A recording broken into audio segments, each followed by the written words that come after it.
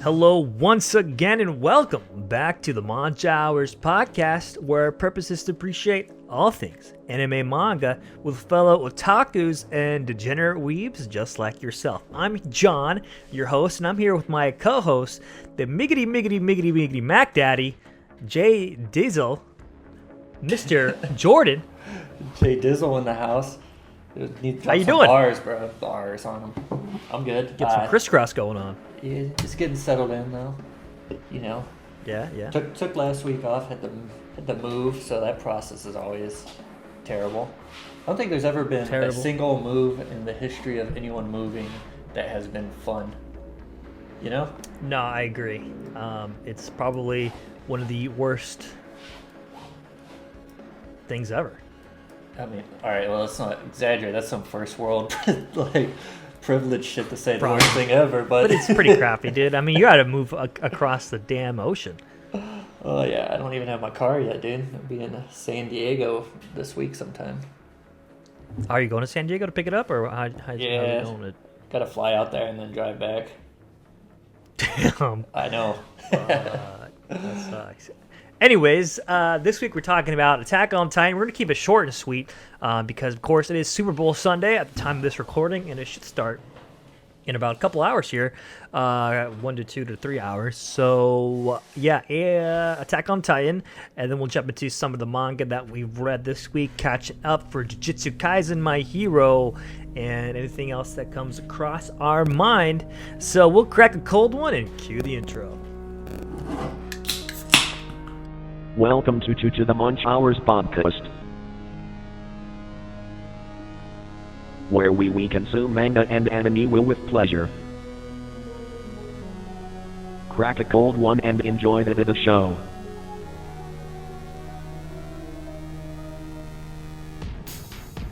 I hope we can finally fight without any distractions now. How do you know the Muju style? Fate is a fascinating thing. The Mushu style would be something that I alone am the master of. There's no escaping that it's your destiny to die by my hand. Since it is destined, I'd like to see what the hand of God is all about. Gladly. I've been sitting idle now for far longer than I would have liked. I'm not going there to die. I'm going to find out if I'm really alive. I have to do it, Faye. It's all a dream. Yeah. Just a dream.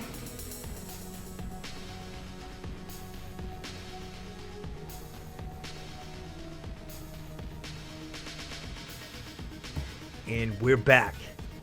Jordan, your first brew with me. Back on the mainland. What do you got? What do you got this week? Sipping on it's Out of Line West Coast IPA from a Rogue Brewery. It is. Waste no time with the West Coast. Okay. I'm bringing it in West Coast. What do they say? The best coast. West Coast is the best coast, and the East Coast is the beast coast. Yeah. Still the best though.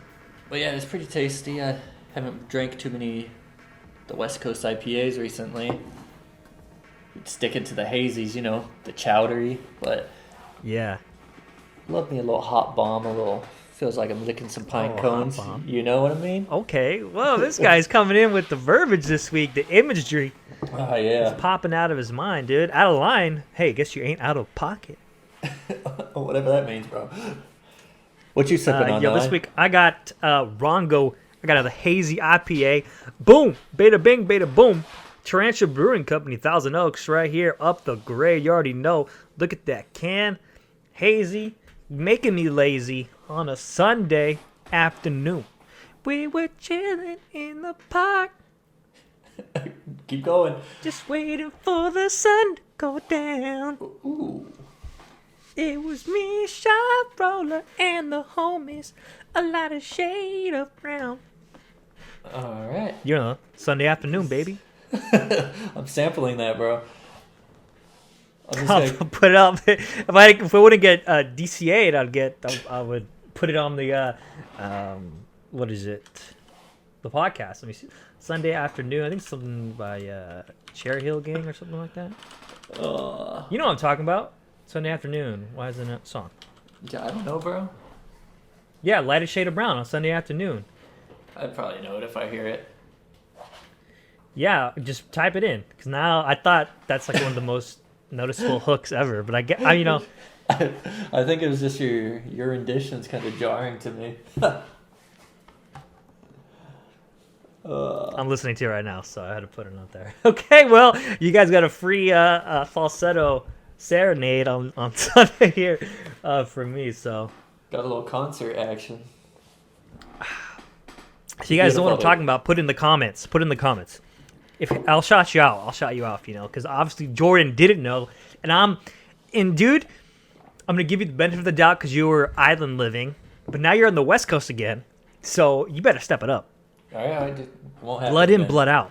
Chicano way. Like the movie? Like the movie, yeah. All right, no, I know that movie, bro. All right, well, you better know the song, bro. I'm giving you one day. All right, I'll listen to it right when we're done. I like how this comment here is like, back when we had real Latinos representing hip-hop. Now we have an embarrassment with the rainbow hair representing us. And people really thinks he represents us. I don't know why I read it like that, but that's how that's what that comment gave to me. Fuck you, man. I mean, you living in East Los now? Where you at? I'm somewhere in the West Coast in California, baby. Yeah, but are you East Los Angeles, dude? Are you in the barrio? No, I'm not. I'm north. I'm way up. I'm north. I'm not nowhere near that. I'm not nowhere near that barrio. Yep. So this is a Monch LA talk. Yeah, we're bringing in the street side of Monch Hours. We're giving us a little bit more of us instead of just anime manga. You know what makes us us. Anyways, Attack on Titan, dude. So yeah, you watched last week's. We didn't talk about it, but obviously that was one of the craziest episodes I think we've seen. I did not expect. Spoiler warning. Hello, we gotta throw that out there. Spoiler warning now. Attack on Titan anime. Yeah, it's painful. Are you gone? You should be gone. I wouldn't be listening if I were you. Now this is for the real OGs that are here now. Rest in peace, Sasha. Oh, man. Pour one out for her. But I'm gonna drink it. Yeah, pour one out into our mouth. Because Sasha would not want you to waste any food and or drink. So. That's true. I'm truly representing her memory in my heart. Which sucks, dude, because she was such a badass. She's always been a badass, especially with her archery and now her riflery. But seeing her die at the hands of Gabby and that fat dude from the garrison came to be a scout. Bro, you should have stayed in the garrison, man. Why you just got clapped? If he hadn't been there, dude, if he just stayed where he should have been, none of this would have happened. It was his fault. What was he doing just swinging out there all zipping along, around dude? Back there, dude. What are you doing? My guy was just playing around on a fucking zero maneuver gear. And ODM gear, yeah, dude, he was just, what was he doing? Like, that was unnecessary. And this is what happens. What are you doing? Yeah. Fuck. He got caught lacking, and so he got caught. Where's he? He died. I don't know. But no one cares. Yeah, he died. Dude, Bro, yeah, no one cares. His body's person. over in the streets of Marley, man. No one gives a shit. Everyone's crying over Sasha, and yeah, no one's like, "What? Well, that guy died too." No, that's not the reaction. That's how much of a substantial impact he had on any of our favorite characters' lives. No one cared. Yeah. Good riddance. Wish it had happened sooner for him. But I think, we don't even get time to mourn almost because, we come and find out that Zeke is on the ship and it was all a grand scheme of things. And the fuck, man, did not expect that happening. Yeah, I mean, it's a grand scheme, like, to a degree. Like, I feel it's one of those things where, like, as you can see, like, Levi's, like, feelings towards Zeke still, like, it's their common, what is it, the enemy is my ally or whatever, and Enemy of my enemy is my friend or ally, yeah. Yeah, so, like, I don't think Zeke and them are necessarily on the same sides, they're just opposing the same foe. And I think that plays, like, a part in it. Like, you see Levi, he straight up, he's like, I will kill you eventually. Like, it's not like he's putting aside his feelings of hatred for Zeke and, like, the things that he did to the scouts. Like, he remembers. And, like, I feel like we're gonna get that whole thing to play out. I mean, it has to, right? Zeke, Yeah, straight up, I agree. Zeke was throwing fastballs at the scouts. Like, you can't be doing that. The scouts, dude. He's No throwing heaters. repercussions. Yeah. So As soon as his part's done. Well, I think the way this episode opens up too here is very interesting. Or not the way it opens up, but the conversation in today's episode that Levi had with Zeke, and he's like, either way, I'm gonna chop you up. So he's happy about it. So I'm assuming that there will be a sacrifice that will be made with the Beast Titan in this grand plan of Zeke. So that's where my headspace is going with that, and also the little tidbits that we got early on in this season when Aaron was playing the part of a casualty of war in that ward. Kind of shedded some light, because I don't know if you remember when he was talking to Dr. Yeager, and I think prior to that Falco was there. He mentions that Aaron had a baseball mitt and a baseball, right? And he was catching it with family. And at first I was like, I don't know what that really... I thought that was just, a ploy. Just part of his charade. But now that we have the Zeke betrayal for Eldians, it has a lot more significance, because Zeke is actually, like you just mentioned, fastballs. He's actually a huge fan of the sport of baseball. yeah. Even when the attack originally happened on Paradise, you hear him quoting fastballs and stuff like that and things of baseball. So when Aaron said he was catching up with family, I think he was actually catching up with Zeke. And Zeke had brought in the baseball mitt and the ball. And they were playing catch like brothers do. How about that? I didn't put that together, but that makes sense now that you say that. I mean, who else would his How about that, dude? family be? I mean, besides his... Right. The friends, that extended family. If he was talking about, like, actual blood family, that would be the only person. Right. Huh. And also when it was the fight going down, when Zeke was like, and I think we mentioned it too when we were so ignorant about it, but Zeke was there, and he was like, now, like I quote, like Zeke saying, if there was ever any time to strike Levi, now would be the time, right? And it was like, at first, like, okay, yeah, and I was like, and now it's like, yeah, he did go down kind of easy, and like you think he'd be protecting his from Levi, so Yeah, Nape. Huh. Interesting Yeah. how it plays out. It's cool how they brought in, like, full circle, like, the baseball thing. So, I mean, you see him, like, throwing the rocks, like, it's straight up baseball form. Yeah, he's in the pitch and the windup. Yeah. You know who else was playing catch with him? Commander Irwin. Did I go too dark on that? Did I go too dark? You keep drinking that beer because that was out of line, dude. Too far? Oh. Oh yeah, it was a good one though. Yeah, Commander Irwin and the rest of the scout regiment, and our homie, God, I forgot his name, but he had that girl waiting for him back home too. Rest in peace. But yeah, so let's fast forward into a little bit more into this episode. We got a much more in-depth sight as to what exactly went down and how it went down. The Free Eldian movement with the volunteers Marley and Yelena and Onia Peko. I'm not really sure how to pronounce that. No, Niccolo was the captive who turned, but like the original two, Yelena and Oh yeah. our homie lighter shade of brown. Yeah. Onia Peko.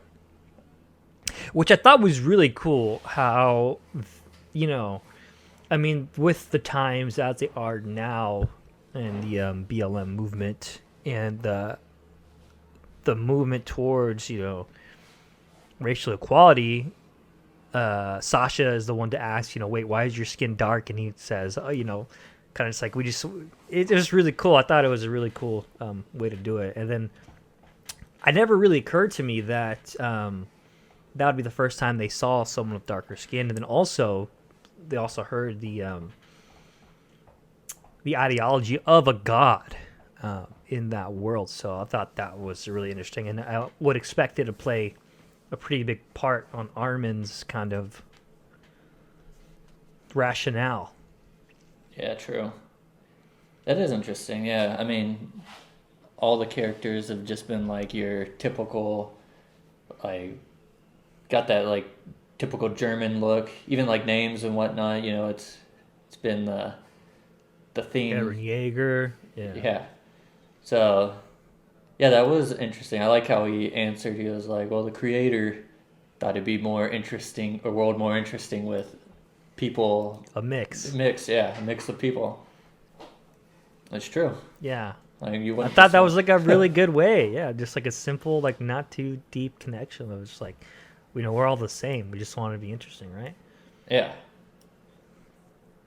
So I thought that was really cool. And then the whole Yelena thing is really interesting as well. I feel like I do trust him like 100%, which is kind of like crazy to say, but I mean, you know, when you have those, it's kind of hard to doubt the conviction of an extremist like that. Yeah, I mean, she shot her commander in the head on the boat. Yeah, that is true.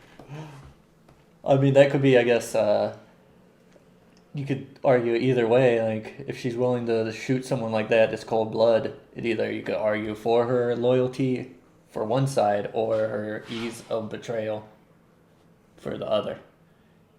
But I mean, regardless of where your like stance is in that situation, you're still getting to know these people, and like, you know, if you're deep undercover, like you might be, I don't know, you'd still become friends with them, kind of like how, like the first warrior group, Annie and Bertold and Rainer, like they all like they were to do that in a deep undercover, but they still like became friends with everyone, even though their loyalty stood with the other side. You know what I mean? So it's kind of like agreed. And especially now with Annie there, we got a little kind of a little shot of her since God knows when in that crystal. I wonder how she's gonna react to seeing Zeke.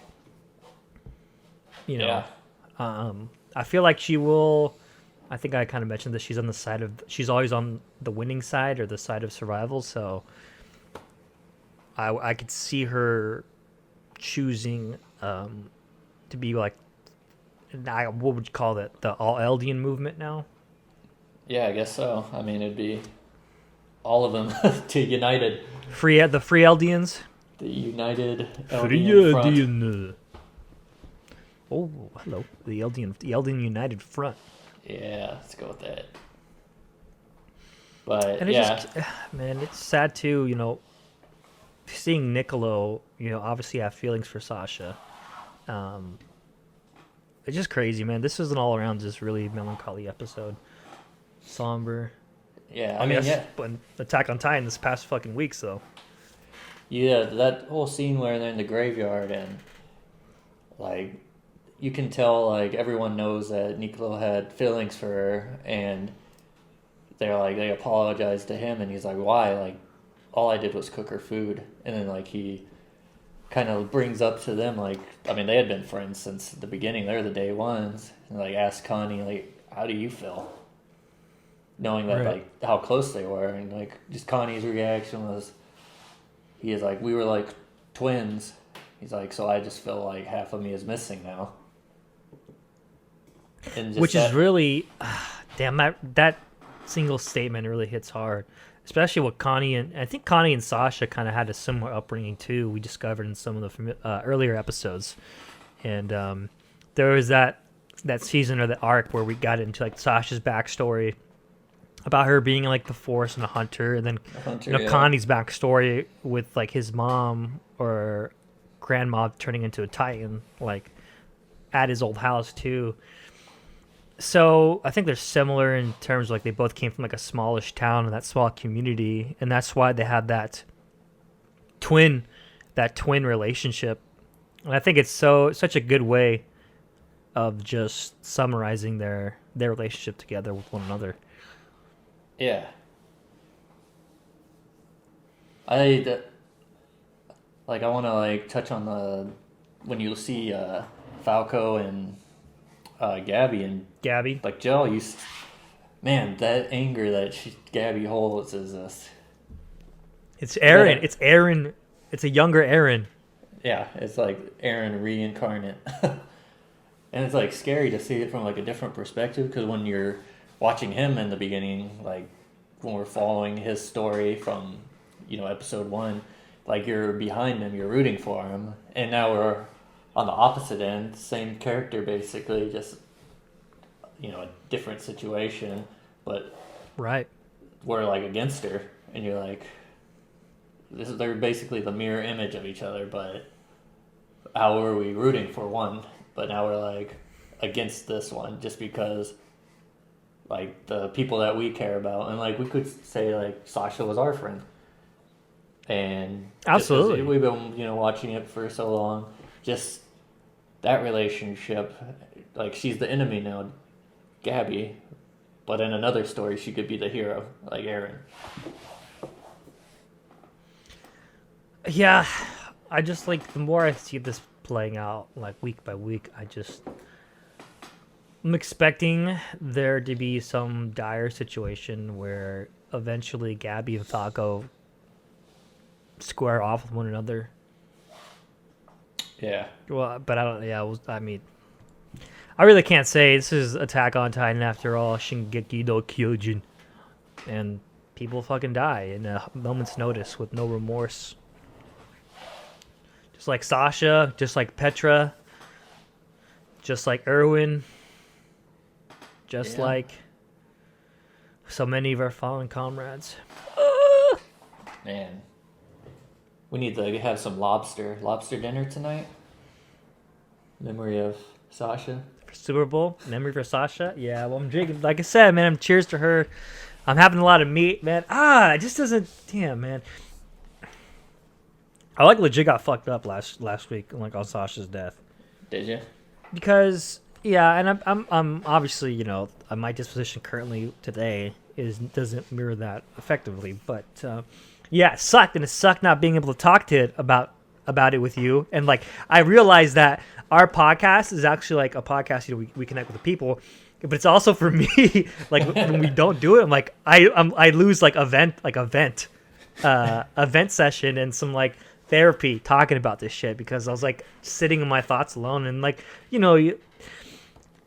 Attack on Titan has been going on for so long, so it's just hard not to feel the attachments we do to these characters. Like Connie says, we're twins, and like in a way it's like, yeah, I see Sasha as like a sister figure, at least for me, and just her being the comedic relief. It's just like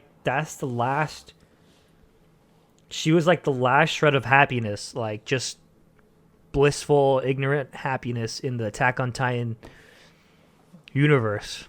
Yeah, I mean, maybe Hanji, when you see Hanji talking about science, but... Yeah, I'm glad Hanji's there. Like, I'm really glad she's there. She's also one of my other favorites, and she got the patch eye, too. I mean, it's hard, it's easy to say that they're favorites when they're, like, obviously, like, the happy people that see glass half full in this universe. It's full of Levi's and Aaron's and Mikasa's and Armin's and Jeans and Connie's. Just, I mean, it's a dire situation, so of course people would be like that, but damn, man. Who doesn't love meat? Who doesn't love eating? That's the great connector. Brings us all together. the universal language. You can see that more on our podcast episode of anime foods. But yeah, so I think that's pretty much where I'm going to leave it at that for Attack on Titan, unless you want to mention anything else, jump on anything else. No, I think we covered it. Just emotionally working through it, processing it. Yeah, the one thing I will say, though, is Zeke had that brief statement towards Levi. He wants to show them Falco and Gabby, the forest and the ODM gear in all its glory, and like throwing it back to the very first sentence that we got in this latest season was Falco having a dream or vision of him flying through the air in ODM gear. So it's true. Yeah, you did. We'll see. But yeah, so let's jump into the manga series of our podcast, unless you want to mention any anime else that you want to jump into at this point. I mean, we got Jujutsu Kaisen. Of course! Wow, bro. How could I forget Jujutsu Kaisen? You know, it's just a thing that I always bank on Jujutsu Kaisen being our last discussion because I want to save the best for last to keep our listeners and our viewers, you know, all the way to the end. But yeah, let's do it. We'll segue with Jujutsu Kaisen anime and then into the Jujutsu Kaisen manga. That's cool with you. Yeah, bro. Dude, all right. So in this latest episode, bro, like I just want to say the whole Maki fight, like Maki supremacy. Dude, I mean, you see she's a badass in the manga, but the anime really epitomizes like her strength. I mean, they keep saying like she has superhuman strength and through like a heavenly restriction. Yeah, yeah, and I mean, seeing it like on just do pen and paper, like there's only so much you can do to show that. But once it's like in a fluid motion in the anime, I'm like, oh, like this is what they meant, you know? Like she is straight up just relentless, kind of like just a Terminator, just keeps coming and coming, and yeah, just devastating attack. Like I think you can say, you know, that the heavenly restriction is one thing, right? It's her gift and a curse that she's turned into her greatest strength, but that doesn't give someone what she has of her own, which is her unwavering dedication to be the best that she can be and be the head of the Zenin clan, you know. Yeah. That kind of mentality and the mental fortitude is hers and hers alone. And I think it stands to, you know, what makes Maki so great. And it's similar to what makes Nobara Kugisaki so great as well, is I really love the just what they represent in that they love themselves and they have their goals and they don't need anyone else to achieve them. You know, it's kind of like, I know it's like, it's one of those things where, you know, people, I don't think anyone has complaints about this episode about, you know, girl power or whatever, because I think this is like strong women, and I think all mediums need more strong women like Nobara and Maki. They just do it so good. I love it, man. I'm not like being a shill or anything, but I think it's fucking awesome. I think the way they did it wasn't like pandering too. You'll get a lot where it's kind of, you know, like just pandering just to do it because they know that that's what they have to do. But this, it was the way the characters are written. It's written into like their character development and story. It's not just patchworked in, which is right. It's not just thrown in as a second thought. Yeah, and like you said with Kugisaki, like I liked her story because I can never remember. Is it the witch girl, whatever, Noshi or whatever? Again, I don't know. Yeah, Sailor, the witch. Yeah, she's kind of giving her whole speech about how women hardships, like how women have to be, you know, beautiful and an object. Strong. Yeah, and like that's her mindset on it, and the Kugasaki's like, no, I love myself when I'm strong, and I love myself like as beautiful When I'm and it's pretty. like, yeah, and Yeah. it's like that's just like a beautiful way to put it. Like a lot of self love and like kind of shattering what the other character is saying as other people's opinions are what matters. And Yeah, I think too, like that statement from Kugasaki was like the epitome of like breaking the mold, because not only does it break the mold of like that what the witch was saying, right? Like the woman stereotype, it also breaks the mold of like genders in general. It's just like that statement can be used for anyone and anything. I love when I'm, strong, and I love when I'm beautiful in a way. Like, I love taking care, like, I'm a guy. I like doing my face routine and face scrubs, and I love when I go to the gym, and I love when I read my weeb shit. It's like, it's like a love yourself. That's like the best thing to do, and I think really it was so strong because of that. Really touches on how like people in general are like multifaceted. It's not just, you're not just, if you're a big dude at the gym, that's not just all you are. Or if you're like an Instagram model, that's not all you are. Everyone has so many different layers, and one image that a person might have of you doesn't like dictate who you are. And I think that's like Kugasaki's like kind of highlighting that. Yeah, and I love her take on hardships. Just because someone has more hardships than you doesn't make them right or better in any way. And I think that's like such a powerful statement as well, especially when we see it. And kind of Panda touched on it too with Mekimaru, and that. And it's just like, damn, man. Yeah, that fight was dope. It's true.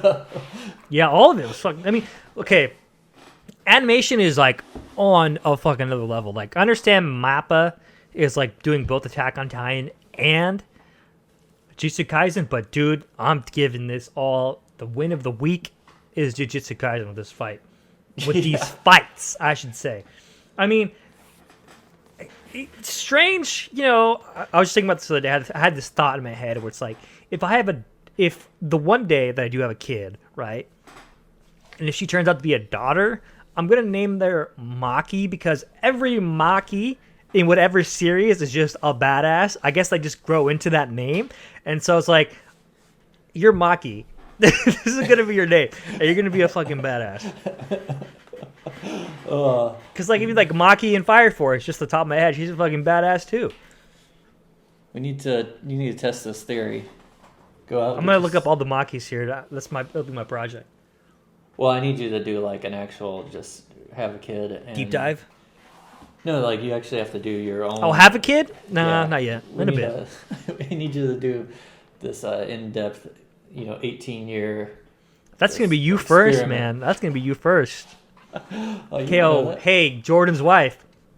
If you're watching this, think of Maki. Maki. I'm just gonna keep whispering. Or just give her a name that doesn't sound like Maki, but when you like make a nickname, it turns into Maki. Yeah, what could that be? Kawasaki. Yeah, my daughter Kawasaki. I don't know, dude. Amanda something.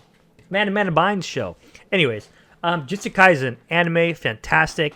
The fights were amazing. Maki versus his sister, another amazing fight. Maki versus the samurai girl, amazing fight. God, man, there's just so many good things to talk about, and these are side characters. That's the thing, is like these are side characters, but they're not. Yeah. This is what I can never pronounce the mangaka's name correctly. Gege, whatever, Gege. I think this is what takes the Jujutsu Kaisen to another level, is the amount of dedication and insightfulness to realize every character isn't just, a background. Like, they have their purpose, they have their reasoning, they have their why. They have their why with them. And one thing that the manga Jujutsu Kaisen has is like there's a scratchiness to it. And that's a I think a valid take on or criticism on that manga is that's just the way it is. It's the rawness to it. So when you get these fights translated into this animation that's just top tier animation, it just makes everything just like fucking wow, man. Just like, I said, Jordan. Hot take. Here Cementing it as the greatest, baby. Oh yeah. My guy just never ceases to amaze with how just bold his takes are. What else Also, you got? You think Dr. Stone's good or? Yeah. Well, I want to jump into, the opening of Jujutsu Kaisen. We have a brief moment where we have Mekimaru, Mei, the witch girl, and the blue-haired girl kind of all together. I'll let the audience look into that, because if everybody knows, there's foreshadowing in NEOP, as we saw with Junpei in the previous one. So that's what I'll say on that. That's what he'll say. That's what I'll say. That's what I said. That's all he's gonna say. Okay, so Jujutsu Kaisen manga. Dude, there was none this week. Oh, okay. There was some last week Oh yeah, there was some last week. that you missed out on. So this is the perfect time to catch up on it. Hey. Spoiler alert. So now we're jumping into the manga section of our podcast here. So if you haven't caught up with it or you're anime only, it's been nice knowing you, but your time is up. You catch us on Twitter at Monch_Hours. Me and Mr. Hans. Jordan High Rizza 33, I think it is. Yeah. Insta at Monch Hours, Monch Manga, Monch_Manga. Spoiler warning is officially over. Let's jump into it. Manga. Jujutsu Kaisen. Time skip. What the fuck is going on? How big a time skip do you think this is? Because Japan's going to shit. For some reason I'm thinking of 3 months. Why am I thinking 3 months? Is it 3 months? I mean, I'm trying to scan real quick to see if there's any date. I don't know why I'm thinking that. Yeah, I don't know. Let me see. I have it open right here. Oh, let's see here. But yeah, looking at this, so it reminds me of any zombie movie, like Walking Dead or anything. You know how it always starts one concentrated event and it just expands out. That's where we're at. I feel like now. You see this scene where this kid's in a convenience store just eating whatever he can find. Well, even prior to that, I'm wondering right here where it has the heat map of Japan. There's a black portion, right? Yeah. Is that where it took place?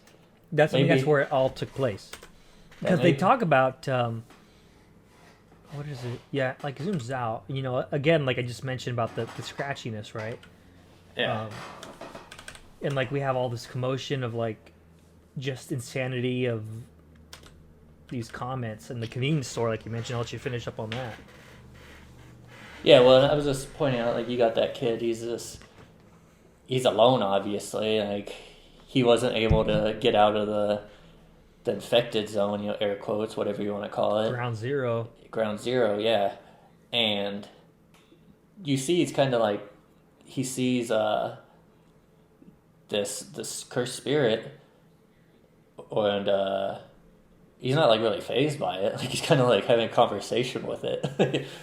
So, it's just weird. How long has he been there to the point where this shit's not even phasing him? I thought it was a chick. What? Doesn't matter. The kid. I thought I saw a ponytail. I see the ponytail now. Yeah, I think it's a girl. Did I say a boy? Okay. Yeah. Well, we don't know the child. what the pronouns are. We'll just say the kid. The kid.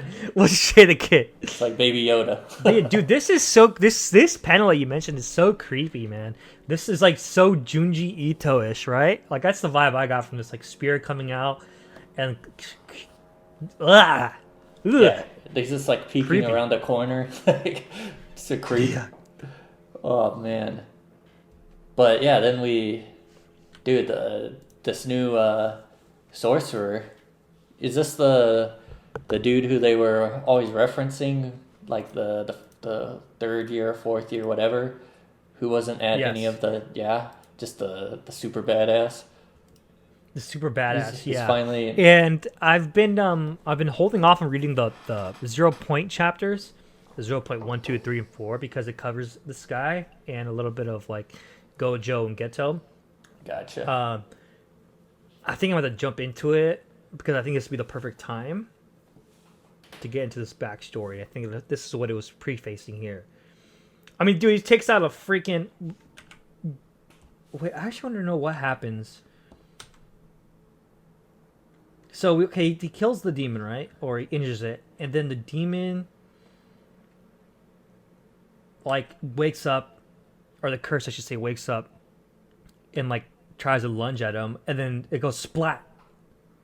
And he says, Rika, please, try not to overdo it. Who's Rika? I guess I'm about to find out when I read the 0.4 chapters, right? Yeah. But I'm assuming he has a curse that's a partner. That's what I got from it. That makes sense, yeah.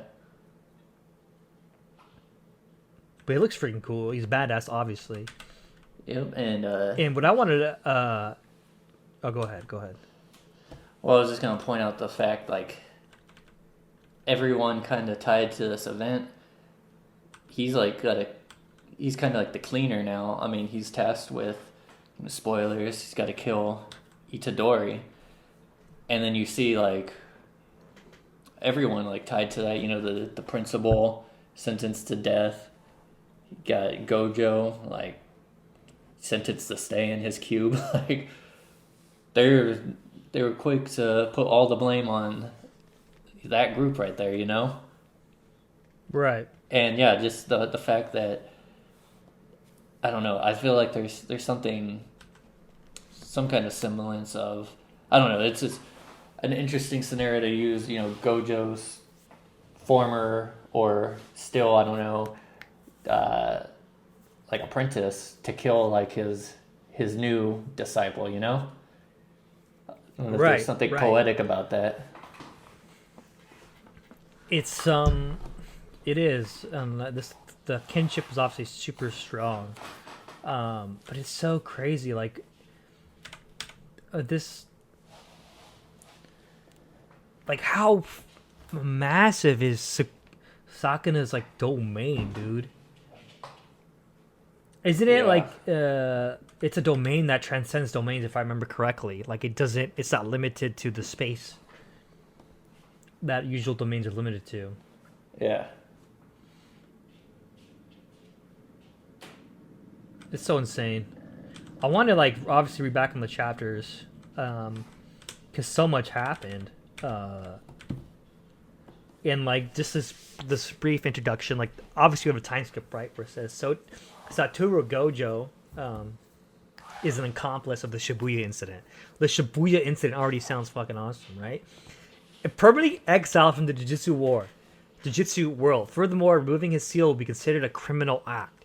Then we have Masamichi, the prior principal, is going to receive the death penalty for aiding or inciting Gojo versus Geto and causing the incident. And obviously, Yuji Itadori is set to be executed. Yuta is appointed Yuji Itadori's executioner. So it's so insane. And like I understand, like there was supposed to be a chapter this week, and there isn't. Maybe due to complications of the health. So take your time, my friend. Take your time, because you heal up. Because this story is so much more than we can ever. Excuse me. We can ever imagine, man. Yeah. It's kind of fucked up that they're throwing the principal under the bus. Like, well, I think it stands to one of like Gojo Gojo's, prior. What's the word I'm looking for? Suspicions of the higher up in the Jujutsu Source War world, right? A lot of corruption. The corruption, and I think it's just another way. I wouldn't be surprised if like Geto was a part of this somehow. The thing is, like, they clearly saw that that's not really Geto. Like, are they just ignoring just because his face is his face? They're ignoring like the brain dude inside of him as the real culprit. Like, I think it's just a good. I think it's who knows, but it might just. Yeah, it's so. They're probably just like again, just like you mentioned, ignoring it on purpose just because it doesn't fit the agenda. Yeah, I mean they were already wanting to kill Yuji, right? Like this is just furthering their agenda, as you said. Where does this go? I need to know, man. This is too good. Yeah. This just exploded. The universe just went boom. This is awesome. I'm getting the I really like JJK. Like I already liked it 100%. But like it never pulled me in as like the whole CSM, like Chainsaw Man, when it went to like the underworld and it like the universe expanded infinitely, and now it's doing that right now. It kind of already did with the whole they got more into the golden era of Jujutsu sorcery. I think that was such a cool aspect that I always wanted more information on, and we got that in the last couple chapters, and now we're getting this, and this is just hot take number 2, priming to be one of the best mangas. Wasn't already, right, Jordan? Right, Jordan? Yeah, dude. It's just awesome, man. Keeps spewing out these hot takes. I think Mappa doing what it's doing now is really solidifying, like obviously what I mentioned earlier. But I saw a picture. It was fan art, and I think we are in the realm of a passing of the torch of the big 3, right? And it's always been hinted upon, the big 3, Bleach, One Piece, and Naruto, obviously. But I think with Jujutsu Kaisen and the soon-to-be Chainsaw Man, with the inclusion of My Hero, Black Clover, and I won't say Demon. Even as much as I love Demon Slayer, I don't think it's like a big shonen. Obviously, I mean, one, because it ended, and 2, because I don't think it fits that mold properly. Not saying it's not amazing, because I'm a Demon Slayer stan. I'm a Demon Slayer fanboy. But I definitely think like Jujutsu Kaisen is one of the new big 3, 100%. Yeah, I'd say that.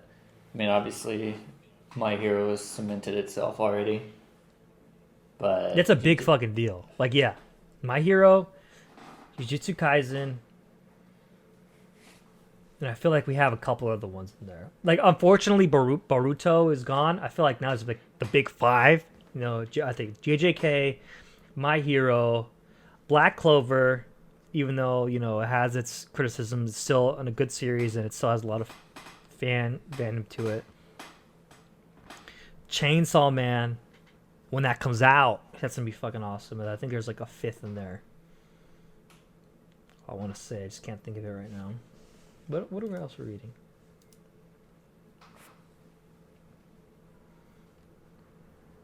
Maybe Dr. Stone, maybe? Maybe. But I mean, it doesn't really fit like the typical. If we're talking like. But that's what makes it great, right? I mean, it is great. I gotta find that picture. Let me see. I had it perfectly summarized. What I love about it, I'll share it with you. This is fan art. If you guys haven't seen it, hit me up on a DM. I'll send it to you because it's actually fucking awesome. So essentially, it paints the image of like a daycare center, and of course, this is the big 3 dropping off their kids or visiting, right? So you have, I see obviously an older Naruto. I think it's a Zoro or a Luffy with the Luffy hat, but he's got some hair, looks different. Oh, it's Gintama. Gintama wearing the Luffy hat. And you have what's his name? Orange-haired kid from Haikyuu, right? So some old big shot animes, and he goes, and this is Naruto. He's visiting the daycare center, and we have a young kid Deku, a young kid Senku, a young kid Asta from Black Clover playing with like Dragon Balls, right? Naruto waves at the daycare keeper, who looks familiar. It looks like it's Luffy. It's Luffy, the daycare keeper. Yeah, it is Luffy. And he looks down, and you see a Denji playing with Puchiyama, right? But then Naruto locks eyes with Itadori. And I think this is such a cool moment, because the next panel, you see Naruto's inner demon, right? The nine-tailed fox. And then they obviously connect with Itadori and his inner demon, Sukuna. So that's why I think it just fits that void, right? It's just so sick. I'll have to share it with you. I'll share it right now, Jordan, because it's honestly like one of the best fan art I've seen in a long time. Yeah, share that. I'll send it to you in Discord. And you guys, I know, just please hit me up. I'll send it to you. I already retweeted it, but by the time you see this, I might have retweeted a whole bunch of other shit. So, right there. Oh yeah, dude, this is pretty dope. Right? It just fits so good. Yeah. But I think that perfectly encompasses what I was trying to bring up. 1, 2, 3, 4, and 5. Yeah, see what I'm talking about? 4 and 5. Passing of the torch. You're right. Passing of the torch. I think we finally got that. This is dope. Share it with the people. Tweet it out. I did retweet it. Do it again. No, you do it. You get on here. You retweet it, dude. I can't retweet it again. But should we move on? Yeah. To My Hero. Chapter 300. Chapter 300. For being like a 300 chapter, I was expecting it to be like some huge thing, but it was kind of nice that there wasn't. Like it was more just smaller moments. I mean, I guess at the same time you could say, like fast forward towards the end of the chapter, just Endeavor's kind of realization of, he's the whole like past however many chapters, like he's been realizing how shitty of a person he's been. But I feel like this was like the culmination, like he really is processing everything he's done, like the effects, the wide ripple effects that have been caused because of his selfishness. Right. And like these little moments of like, they really like pile up in this chapter. Like, like I said, it wasn't like a big reveal or like a big fight or like death or anything like that sometimes creators try to aim for these huge monumental chapters, but here we just get little moments like the falling out of the heroes where like it just says like a huge swath of them are quitting their profession because it's not safe anymore. And like I think they even touch on that, how it was easy to be a hero when that was kind of like the status quo, was like safety and like the world was at peace. But now that's not the case anymore. Like you're really starting to see like the heroes who are the real heroes. Yeah. And they even showed like, the number 9 hero like quit because of it. And you kind of see like the speech bubbles, like everyone around him like kind of giving him shit for that, and you see just like a statue, like the world's entrampled almost, and you see the statue of All Might, and this typical like is saying I am here, but now like the people have put a sign on there that's like I am not here, and it's kind of just how this world is just falling apart. People, regular citizens, are having to arm themselves and fight back against villains because the heroes, if they haven't quit already, they're stretched too thin to handle each situation. And like it's kind of the golden age of heroes is over, it's past, and it's entering like a new age. Like we don't know what it is yet, but It's not what everyone was used to. Yeah, and I agree with that 100%. And it's very a couple things I want to touch on is the whole thing where the heroes that were in it just for the easy times and not really committing to being a hero, right? Like you just talked about, you know, when safety wasn't guaranteed. I think it totally skyrockets the already feverishly kind of hype ideology that Stain had, right? Where his whole thing was like he was going to rid the world of fake heroes who are in it for the money and all that, right? So this just like took it to the next level. We even get Stain in this chapter. He looks good. Back. Yeah, he looks back, good, baby. man. His face isn't messed up. He looks good. And spoiler alert for My Hero Vigilante readers. I know you're not going to read it, Jay. But Stain's backstory is in Vigilantes. And it looks like the old Stain here. And so this is crazy. So that's my one take from this. One of two. Old Second Stain's take back. that you already mentioned. Well, the whole Stain ideology and how maybe it was correct. And if there was... It's kind of like the antithesis, I guess you would say. You know, it's not technically wrong, but it's not technically correct. It's just a statement of the universe, a fact of the universe, if you will. Yeah. Kind of like a devil's advocate type deal. You can't have one without the other. So this is gonna be crazy. Stain showing up. I feel like Stain is gonna like this, obviously, and maybe this in his crazy mind, he's gonna be a vigilante now instead of a hero killer because all the fake heroes are always out. Now he's maybe could be on an anti-hero of sorts, which we already know Stain was already a favorite in the My Hero fandom. So a fever dream would be Deku about to die or something, and here comes Stain saving him, right? Because Stain loves Deku. He's like one of the original like heroes that Stain, felt matches All Might. My reason number 2 about this, or my takeaway number 2, is this image of the All Might statue and the I am not here is actually so huge in a statement of the current state of My Hero Academia, but also I feel like it's a homage or very reminiscent to the Superman versus Batman movie where we had the Superman statue, right? And someone had painted false god on it, or heroes were seen as not heroes anymore. I think this is very, very familiar atmosphere to that, and that's something I love a lot.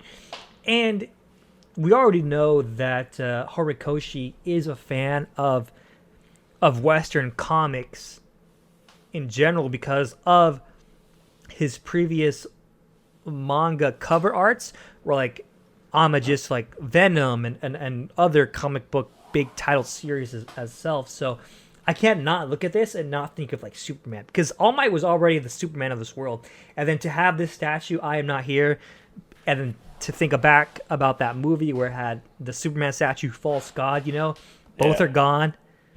I can't believe I didn't think of this earlier. Like Superman was gone, All Might's gone. It's totally that same trajectory almost. So that's, dude, it's just like if you didn't already get it from the Overload arc, My Hero Academia's kind of like happy days where like, oh, we're just heroes, there's no consequence, is over. Like there's so much actions have consequences now. There's so much actual deaths. There's so much sadness. There's so much burden of weight in the series that I don't know what Hirokoshi's going through, but it's got to be heavy on his heart because, I mean, I'm not even talking about the Endeavor moment here. Yeah. Like Jesus Christ, man. There's a little sliver of hope in these last couple chapters. There is, yeah. With just Hawks, where he's like, he basically says he has to save Endeavor.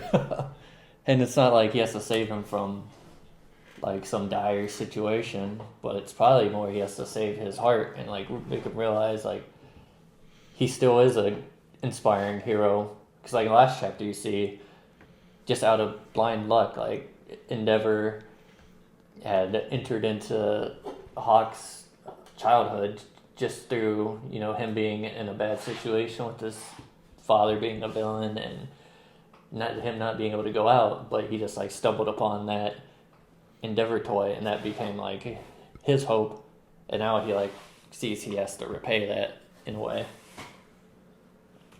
Yeah. Wow, that was a really good. Wow, that was a really good point you just made there, and I totally didn't think of that. This is kind of Hawk's repayment to Endeavor. Yeah. Good shit, Jordan.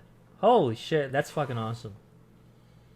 Oh, one thing I want to touch on, which is really fucked up and it really made me pissed off in this chapter, is Wash. Is his name Wash or Washing Machine Dude? Wash, yeah.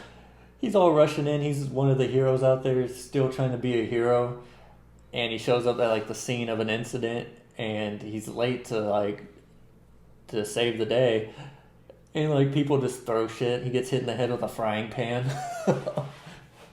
Someone's like, "Oh, I know, a little too late." It's like, man, don't take it out on him. He's trying. His fucking Wash of all people, yeah. Yeah. And I think Wash is a girl. Did we get that, or was it the astronaut? Yeah, I'm not too sure. In one of the previous chapters, it was either Wash or the astronaut. I think it was the astronaut person that the helmet broke and it was a female. I think it was the astronaut. But yeah, dude, it's like we have, and it's cool that, and again, this is the crazy thing I'll mention about this, like the consequence, like the very real ramifications of this universe. Like a civilian fighting back, haha, like, oh, this is such a good moment. No, they got fucked up. Yeah. Like that's a very real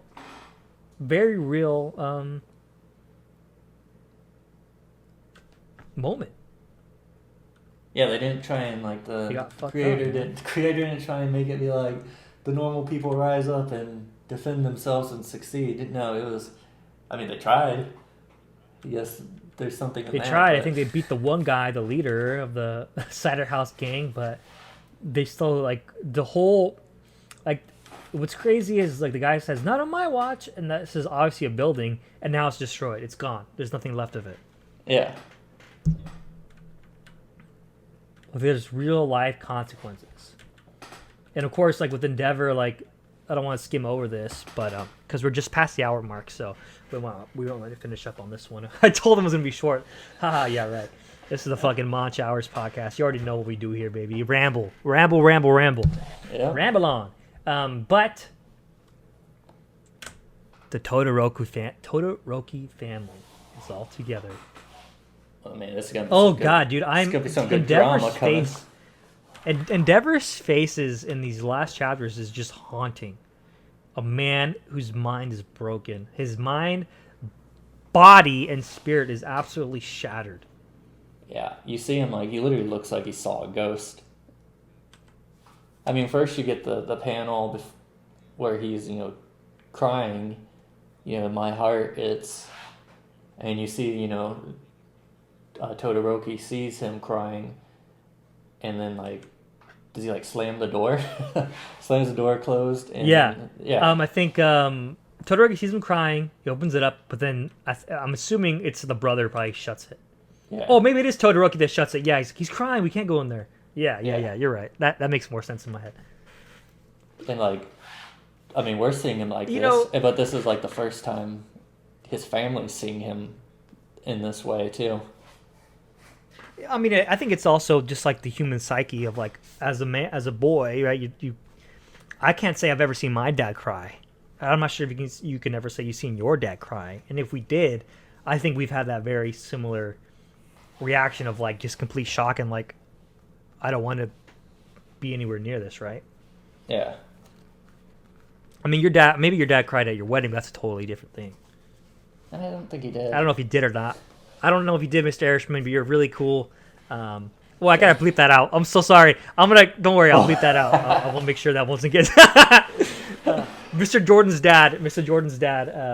Thank you. Wow. That was a freaking awesome wedding. Cheers to your dad, and your whole family is awesome. To be honest, so Yeah, thanks, bro.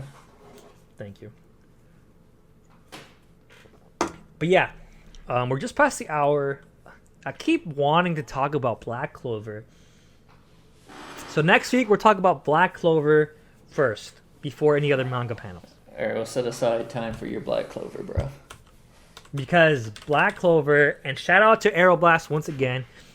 He said it perfectly. He said, "I love your Black Clover redemption arc that you had, where like you hated the anime, but the manga like made it one of the best things ever." And I'm like, "Yes, dude, that's exactly what happened." You did. And it's freaking phenomenal. You came around on it. You gotta jump on this Black Clover because it's freaking huge, dude. The manga is so sick. And I think it's an old school '90s kid, where it's like kind of like the devils and demons and all that, because it's really cool. But I don't know, man. It's super sick. Yeah, I'll eventually get to it. I mean, I'm still Kaiju number 8 is sick too. You start One Piece. Animes. You start One Piece. I'll start Black ReZero is fucking awesome. There's so much we gotta talk about. Okay, next week we're gonna dial it down on Attack on Titan, dude. 30 minutes. That's it. Yeah. 30 minutes. That's it. It doesn't matter. Like, if we bleed into it from our intro, it's like at 30-minute mark, no more Attack on Titan. We gotta jump into the other series. We gotta show them some love, because we all know Jujutsu Kaisen is taking a lot of our love. And I gotta owe credit where credit's due. Jordan's the one that got me on Jujutsu Kaisen. He's the guy, man. He said, "You gotta start reading this." I was like, "I don't know," and I did. Yeah, and it's you're one of welcome. the best things ever. So, yeah, it's hey, dude, but I got you on Chainsaw Man, so you did. So we're even. That's what brothers do, okay? It's a balance. And most importantly, we talk shit to each other because we can handle it. Yeah, this is true. This is true, bro. All right, Super Bowl Sunday. We gotta get doing to what we're doing. We're gonna end it here at the hour. Cheers to our Monch Mob. Cheers to our listeners, our watchers, our viewers. We do this for you guys, like I mentioned at the beginning. Our purpose is just to appreciate anime manga with our fellow weebs, man, and our fellow otakus. So, again, thank you so much for tuning in on another week of the Monch Hours podcast. And we out. I'm Hans. I'm John. That's Jordan. And we out. Peace. Later.